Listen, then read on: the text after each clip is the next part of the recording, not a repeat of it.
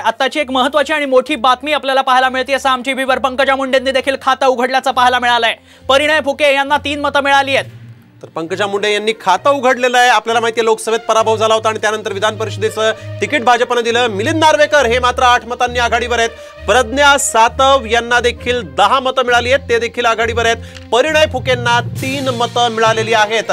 यावेळेस एक महत्त्वाची बातमी, तिसरा गठ्ठा उघडलेला आहे। सातव यांना 11 मतं मिळाली आहेत, पंकजा मुंडेंना केवळ 4 मतं।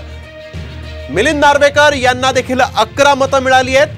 मिलिंद नार्वेकरांना 11 मतं, तिसरा गठ्ठा उघडलाय। सातव यांना 11 मतं मिळालेली आहेत, पंकजा मुंडेंना 4 मतं मिळाली आहेत। एका उमेदवाराला 23 मतांचा हा सगळा कोटा आहे, त्यामध्ये तिसरा गठ्ठा उघडला गेला। सातव यांना 11 मतं, मिलिंद नार्वेकर यांना देखील 11 मतं, तर भाजपच्या पंकजा मुंडेंना केवळ 4 मतं अद्याप मिळालेली आहेत।